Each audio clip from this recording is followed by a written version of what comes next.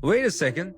This new Ornith model, which is open source and just got dropped, is scoring better than Opus 4.7 in agentic coding, and it's free and much more smaller than other models. But firstly, let me start with some bad news. GPT 5.6 is out, and OpenAI says that it's even better than Mythos and Fable, which is great, but me and you are not going to have access to it because they're releasing for limited trusted partners. And I think you know better than I do why we are not having that access. But good news, around the same time, someone just dropped an open source model called Ornith that is specifically trained for agentic coding, and the results is so good to be true, and I must try it out. Deep Reinforced dropped Ornith 1.0, and you're seeing that this is the first self-improving family of open source models, which I'm going to talk about what do they mean by self-learning. And they have dropped 4 versions of that. The 9B version for dense and 30B as well. So these are good for edge cases, and even the higher or bigger ones, 35. And the last one, which is the most powerful one, 397 billion parameter mixture of extroverts version. But before I jump into the secret sauce, let's see how they perform compared to closed source and open source models in the same level. I'm not going to take our time to go through all the benchmarks. I just want to focus on what is very important to us as a lesson learned. I just dropped a video previously about GLM 5.2 that you can have it running as your engine in your cloud code with a fraction of a cost. And I promise you that soon you will get into the level of Opus intelligence, free, running forever. And they get become smaller and smaller that maybe someday you can run it on your laptop. Again, we're not there, but we are just close within a couple of days that I recorded the video. Check this out.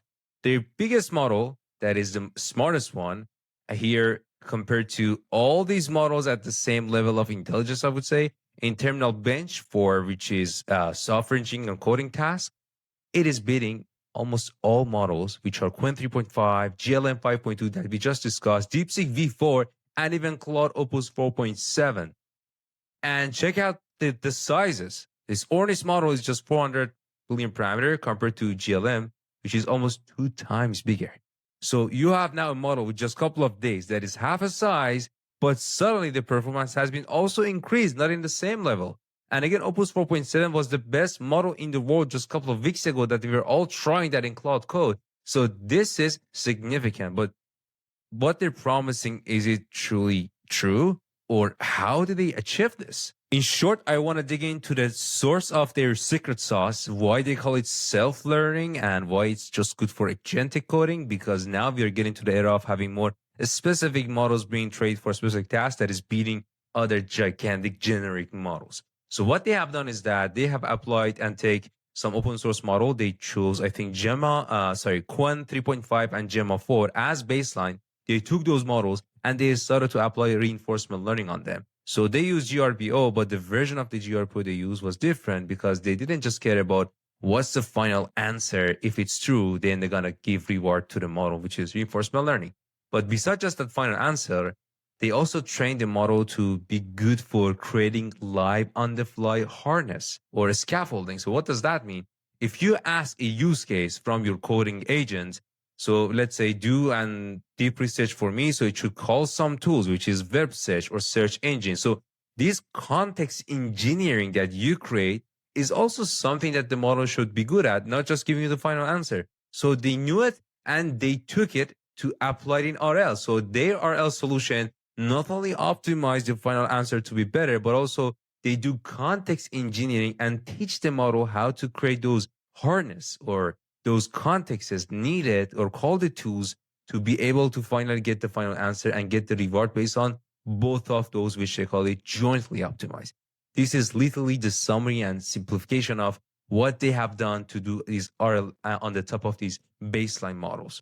Just for reference, here's a full table of their benchmark. Is it beating Opus 4.8, which is, I think, the best model that we have accessed so far?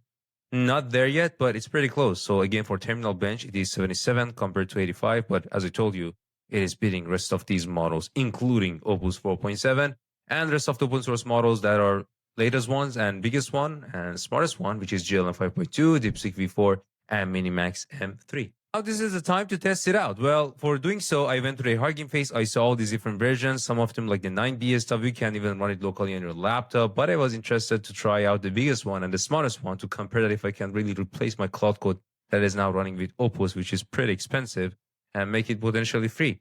So as I guessed, well, it has 400 billion parameters, so it's not a small one. And I just saw that when I scrolled down, this is what they use for or propose for serving this model. You need 80 gigabyte GPU, 8 of them working in a parallelism manner using tensor parallelism. Then you can have VLLM running your model, and you have an OpenAI compatible server that your cloud code can run it and use it as your engine in cloud code. But I don't have locally that amount of GPUs, and I assume you don't have it either.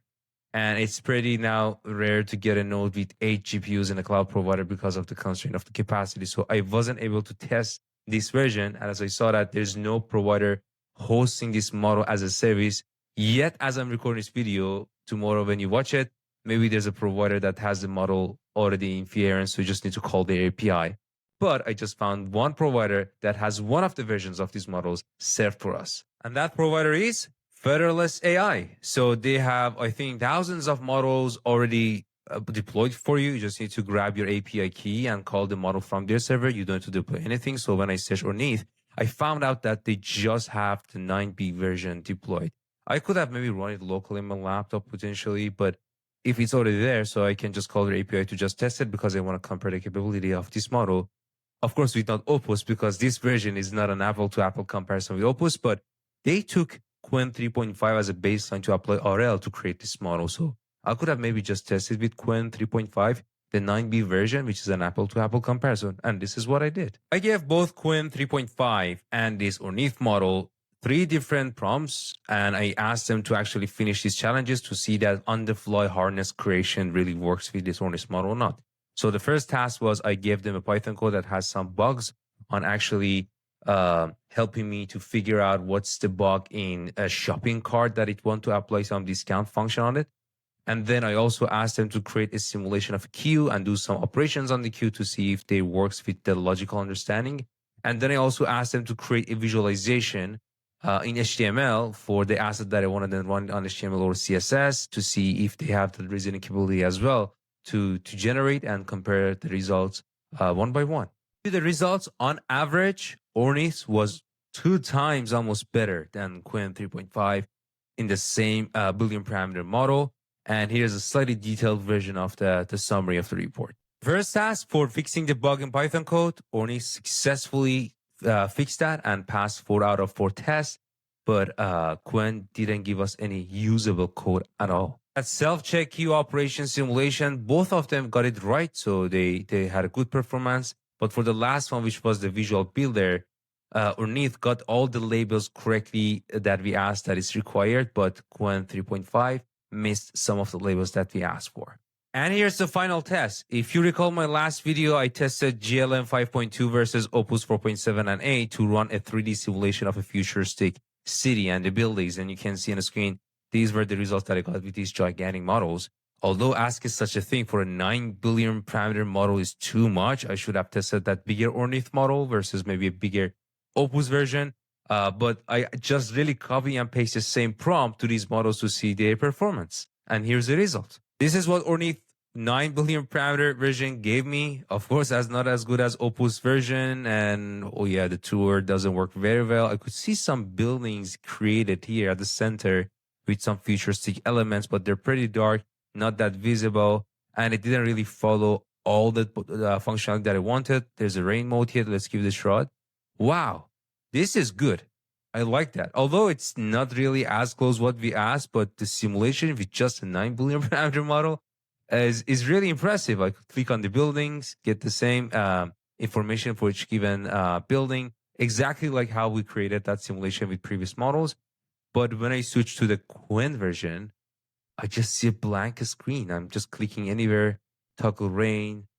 Rain is not even working. Like, it's a broken code. Let me click on auto tour. Even the position of the button is not good. And literally, Qwen failed miserably. Copy and pasting the same prompt to generate this.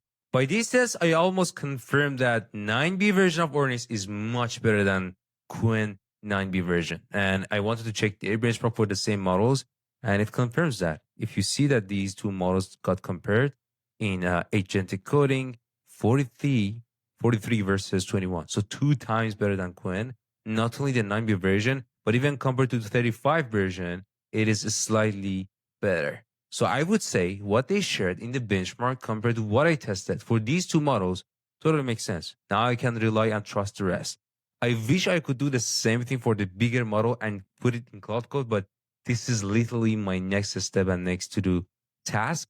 And if you're interested to have a video out of it, let me know. I'm just waiting for a provider to host that model, or I'm gonna go ahead and get my own GPUs, rent that, run that model, and compare that with Cloud Opus 4.7 and 8, and see how can I just use it as my main LLM inside Cloud Code, so I will significantly drop my Opus cost. If that's the case, feel free to ping me in the comment below, share your thoughts, and please like the video if it was helpful. So that helps more people watch this video, and subscribe so you won't miss the next one. Thank you so much.